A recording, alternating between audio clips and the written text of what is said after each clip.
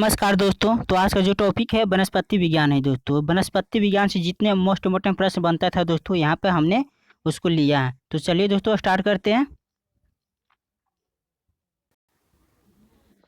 देखिए इसमें सबसे पहला जो कह रहा है कि कहता है विभिन्न प्रकार के पेड़ पौधे तथा उनके क्रियाकलापों के अध्ययन को क्या कहते हैं।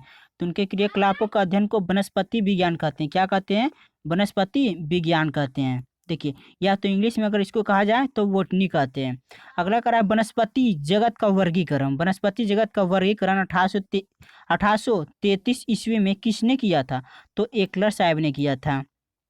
दिखा रहा है कि किस वर्ग के पौधे में पुष्प तथा बीज नहीं होते हैं। तो इसको इंग्लिश में याद रखिएगा दोस्तों, क्योंकि ज़्यादातर आपको इंग्लिश में पूछता है। जैसे इंग्लिश में क्या कहते हैं, इसको क्रिप्टो गेम्स कहते हैं। क्या कहते हैं? Crypto games. अगर यही हिंदी में बात किया तो अपुष्पोद भीत कहते हैं। अपुष्पोद भीत कहते हैं, यानी किस वर्ग के पौधे में पुष्प तथा बीज नहीं होते हैं, उसको क्रिप्टो गेम्स या अपुष्पोद भीत कहते हैं। अगला देखिए कह रहा है कि वनस्पति जगत का सबसे बड़ा समूह कौन सा होता है। तो वनस्पति जगत का सबसे बड़ा जो समूह होता है आपको होता है थाइलोफाइटा होता है। कौन होता है? थाइलोफाइटा। ये मोस्ट इंपोर्टेंट प्रश्न है। देखिए अगला क्या कह रहा है कि किस समूह के पौधे का शरीर सुकाय होता है दोस्तों। तो ये थाइलोफाइटा के समूह का ही सुकाय होता है। देखिए आगे का शैवालों का अध्ययन मतलब किसमें किया जाता है। देखिए ये मोस्ट इंपोर्टेंट प्रश्न है दोस्तों। मतलब शैवालों का अध्ययन को क्या कहता है ना, किसमें किया जाता है? तो आपको फाइकोलॉजी में शैवालों का अध्ययन किया जाता है दोस्तों। देखिए अगर इसको लॉजिक से याद करना चाहें तो इस प्रकार से याद कर सकते हैं। जैसे शैवाल, तो शैवाल को कर सकते हैं कि सवाल पर सवाल क्या कर रहा है, फेंक रहा, तो फेक फॉर फाइकोलॉजी होगा और सवाल फॉर शैवाल हो जाएगा दोस्तों। इस टाइप से भी याद कर सकते हैं। अगला देखिए क्या करें कि पोरफायरा अल्वा सर्गासन लेमिनेरिया और नॉस्टॉक शैवालों का उपयोग मतलब जो है किस रूप में किया जाता है। तो इस सभी का उपयोग जो आपको किया जाता है भोजन के रूप में किया जाता है। किस रूप में किया जाता है? भोजन के रूप में किया जाता है। आगे देखिए क्या हो रहा है, आगे क्या कर रहा है कि जैसे क्या कर रहा है इसमें कि लेमिनेरिया लेमिनेरिया फ्यूकस एक्लोनिया शैवालों का उपयोग किस रूप में किया जाता है। तो देखो आयोडीन के रूप में किया जाता है। देखिए एक चीज यहाँ पे ध्यान रखिए, पीछे वाला पूछा गया था कि लेमिनेरिया क्या है, तो एक आयोडीन बनाने में आपको काम आता है दोस्तों। ये पूछा हुआ प्रश्न है। अगला कहता है एनाबीना एनाबीना केल्प शैवालों का उपयोग किस रूप में किया जाता है। तो खाद के रूप में किया जाता है। अगला करा क्लोरेला एसिटे बुलेरिया बोलोनिया बेलोनिया शैवालों का उपयोग किस रूप में किया जाता है। तो ये सभी जो मतलब शैवाल इनका उपयोग अनुसंधान कार्यों में किया जाता है।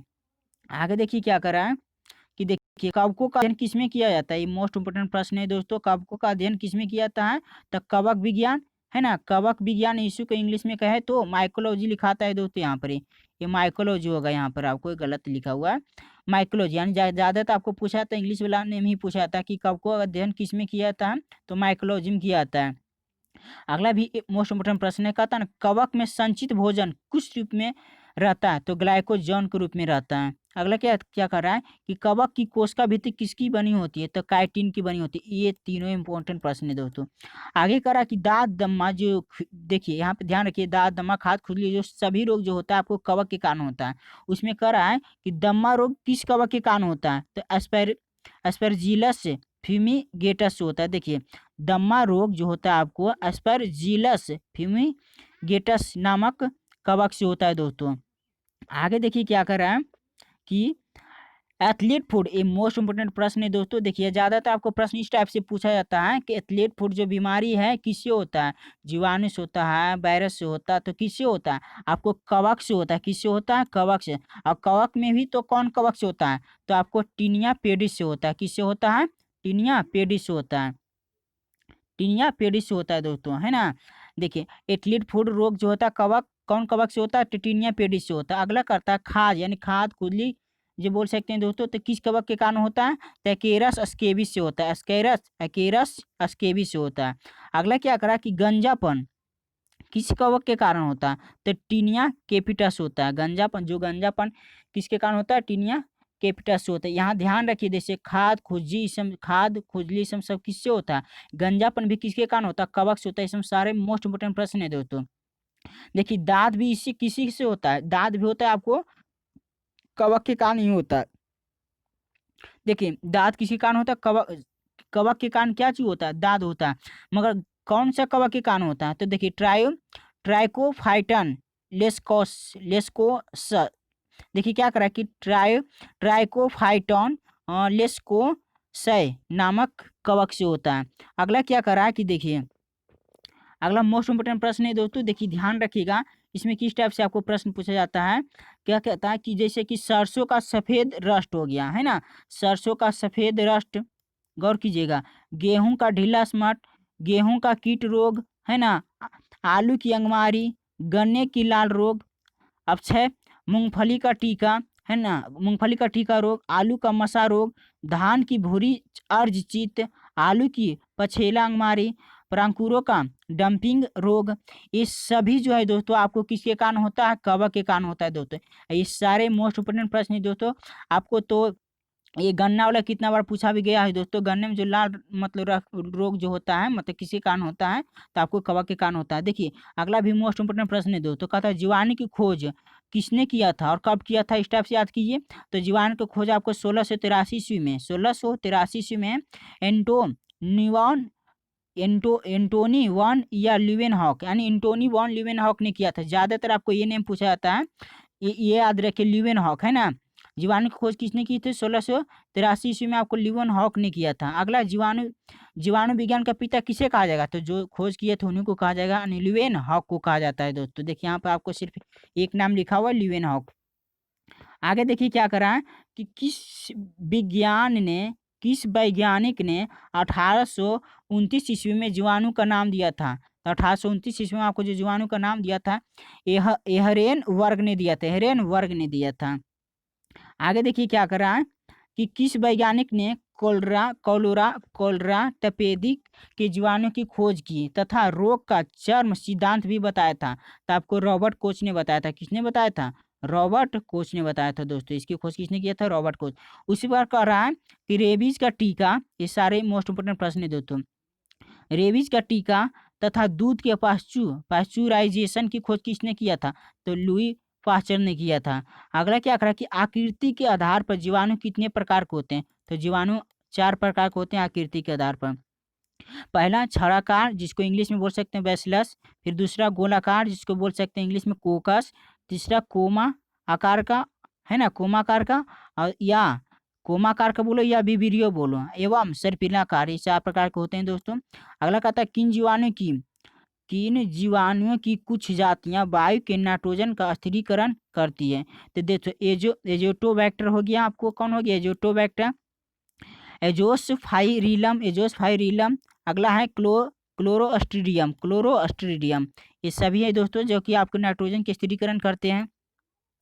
आगे देखिए क्या करा है कि वायुमंडल की नाइट्रोजन का स्थिरीकरण कौन से जीवाणु करते हैं, तो एनाबीना नामक जो जीवाणु है, एनाबीना तथा नॉस्टॉक नामक जो जीवाणु है आपको क्या करते हैं, स्थिरीकरण करते हैं वायुमंडल के नाइट्रोजन के।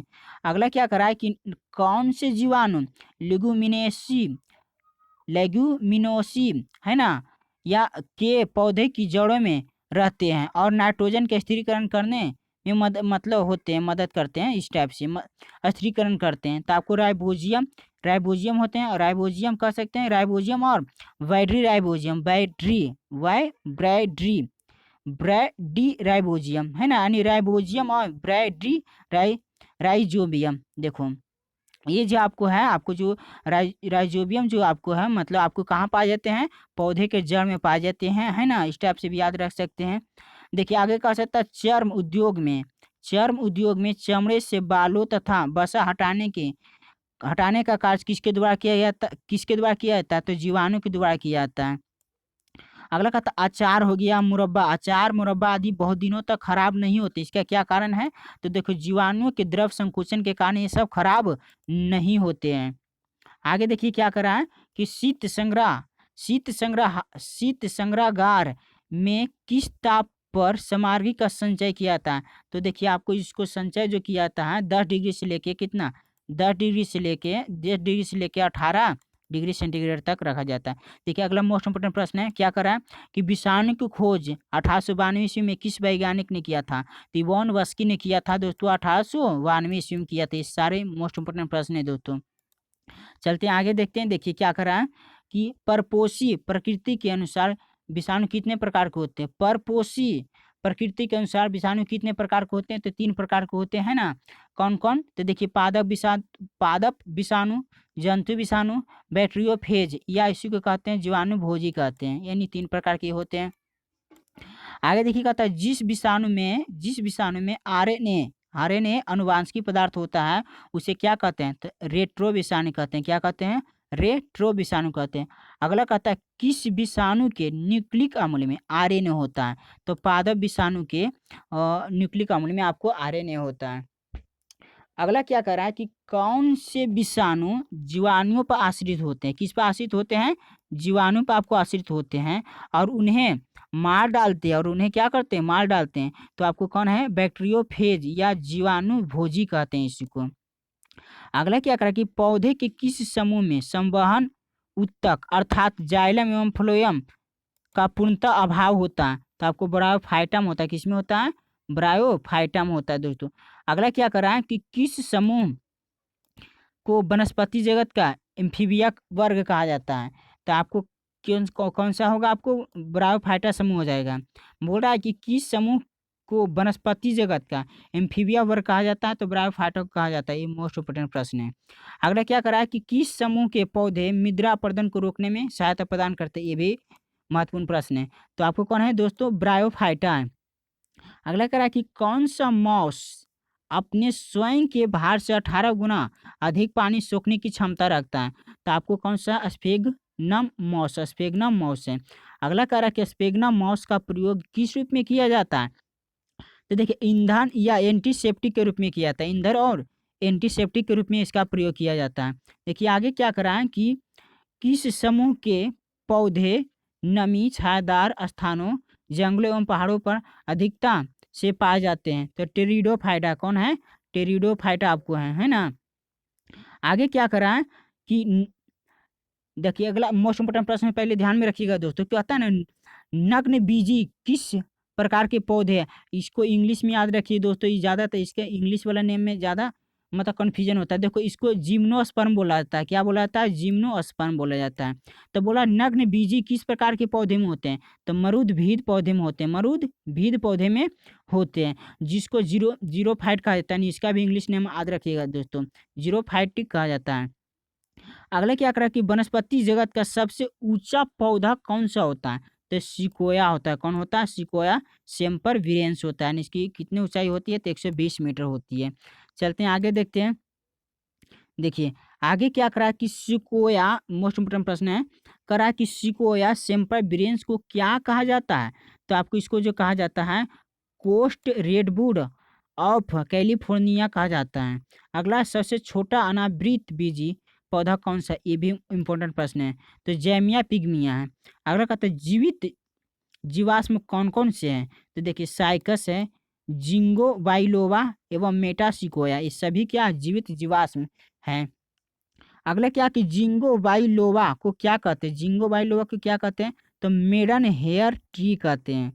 अगला क्या करा कि किस बीजांड एवं नर युग्मक पादप जगत में सबसे बड़े होते हैं? तो कौन है दोस्तों? आपको साइकस है। कौन है? साइकस है। देखिए कौन है? आपको साइकस। अगला क्या करा कि साइकस को अन्य नाम क्या है? तो देखिए साइकस का अन्य नाम क्या है? सागोपाम है। अगला कहता है कि खाने वाला साबूदाना किससे बनाया जाता है? तो देखिए याद रखिएगा साइकस के तने से बनाया जाता है। अगला कह रहा है कि किस नग्न बीजी के परागकण इतनी तादाद में होते हैं कि पीले बादल बन जाते हैं। इतनी तादाद में होते हैं कि पीले बादल बन जाते हैं। वो क्या होते हैं? तो पाइनस होते हैं। पाइनस के होते हैं। किस है? तो वो पाइनस है। अगला कहता है किन वृक्षों की लकड़ियों से फर्नीचर बनाए जाते हैं? सारे मोस्ट इंपोर्टेंट प्रश्न है, तो आपको ध्यान में रखिए वो कौन कौन सा वृक्ष है जिनसे आपको फर्नीचर बनाए जाते हैं? तो देखिए चीड़ का पेड़ हो गया दोस्तों, चीड़ हो गया है ना, सिकोया हो गया, देवदार हो गया, स्प्रूस हो गया। ये सारे से क्या बनाए थे? फर्नीचर बनाए थे। अगला ये तीनों इम्पोर्टेंट प्रश्न है दोस्तों। देखिए कहता तारपीन का तेल किस पेड़ से प्राप्त होता है? तो चीड़ के पेड़ से प्राप्त होता है। अगला क्या करा कि सीड्रस तेल किस पेड़ से प्राप्त होता है? तो देवदार से प्राप्त होता है। अगला क्या करा कि सेडस कास्ट तेल किस पेड़ से प्राप्त होता है? तो जूनी पेड़ से प्राप्त होता है, जूनी पेड़ से प्राप्त होता है। आगे देखिए क्या करा कि चमड़ा बनाने तथा स्याही बनाने में क्या काम आता है? तो टेनिन काम आता है, टेनिन काम आता है। कौन काम आता है? टेनिन काम आता है। अगला कहता है रेजिन किस प्रकार के पौधे से निकाला जाता है? तो शंकु पौधे से निकाला जाता है। देखिए अगला करा कि रेजिन का प्रयोग किसमें किया जाता है? तो देखिए वार्निश, पॉलिश एवं पेंट आदि में किया जाता है। तो इतने सारे प्रश्न था दोस्तों, इसमें मोस्ट इम्पोर्टेंट प्रश्न था जो हमने यहाँ पे आपको बताया। चलिए दोस्तों, आपको वीडियो ये अच्छा लगा दोस्तों तो इसे लाइक और सब्सक्राइब करना ना भूले दोस्तों। बहुत बहुत धन्यवाद दोस्तों वीडियो देखने के लिए।